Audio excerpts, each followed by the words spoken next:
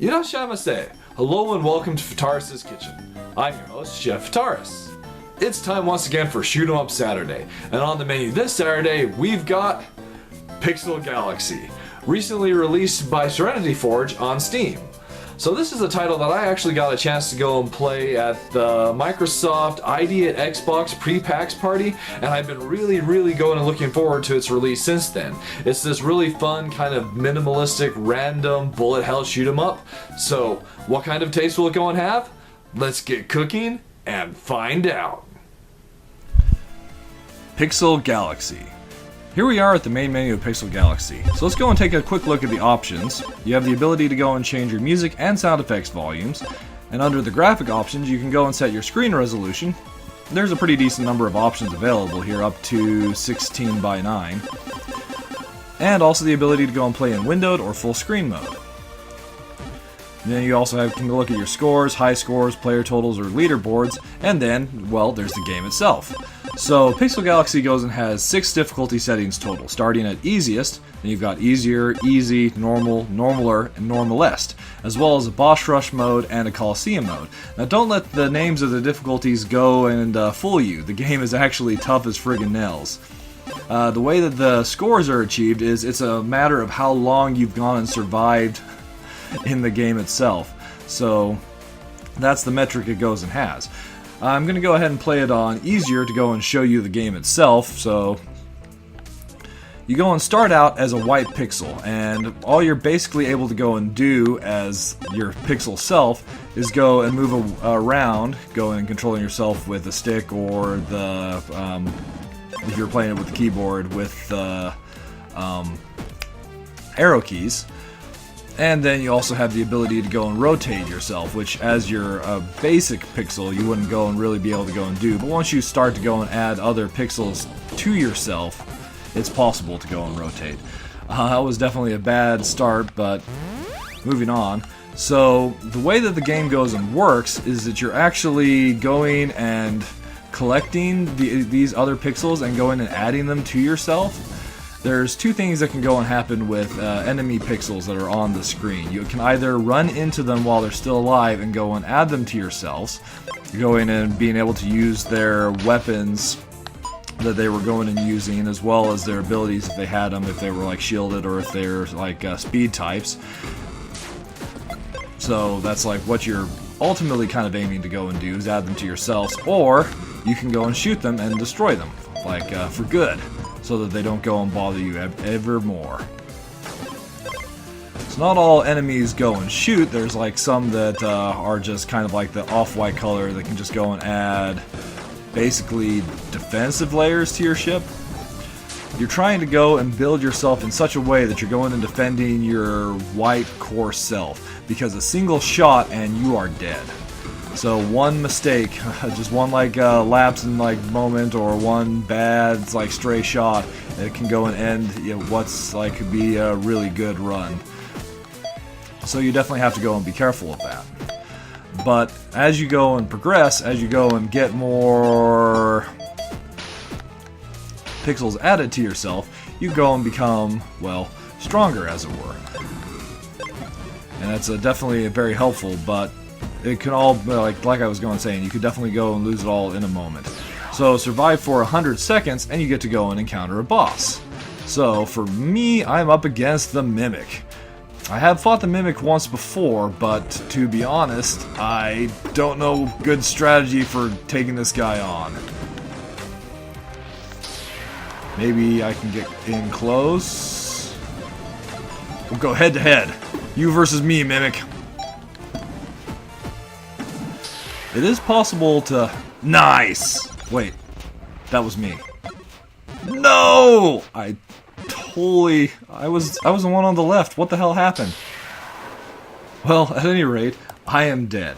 So the game itself, as I mentioned, is brutally hard. There are a significant number of bosses. I think I've fought around 8 as well, as just all the hundreds of different kind of pixels with different kind of attack patterns that you can go and collect.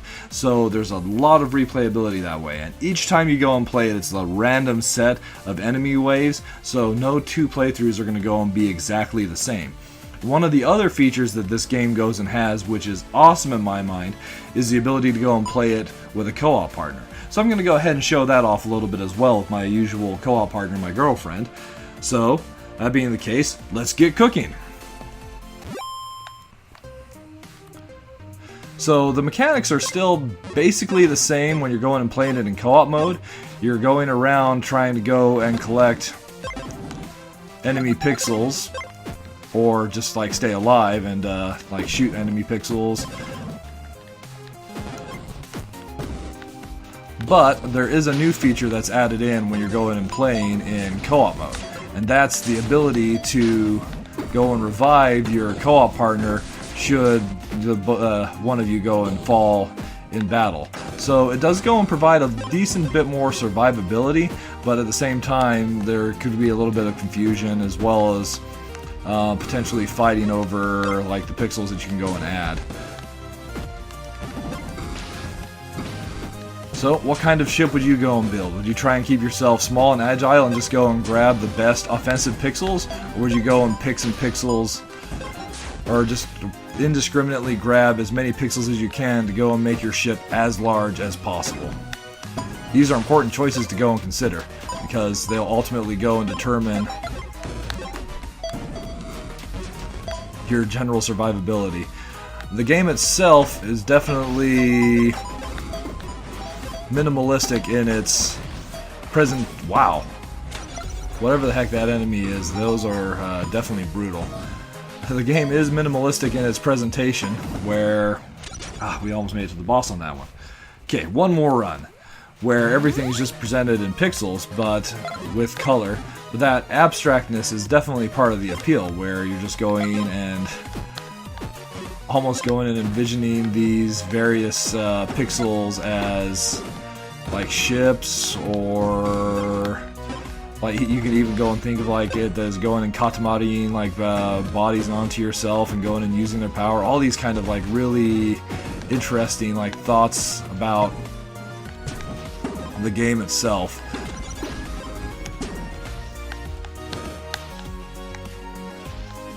So yeah, if your partner does go and fall in battle, it is possible to go and revive them. That is one of the huge benefits of playing it in multiplayer.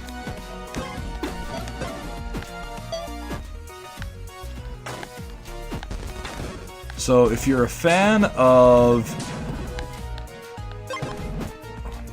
survival style bullet hell shoot 'em ups, I would definitely go and recommend giving this one a look, as it's one of the best, almost kind of like roguelike random shoot 'em ups in that particular style that I've gotten the chance to go and play.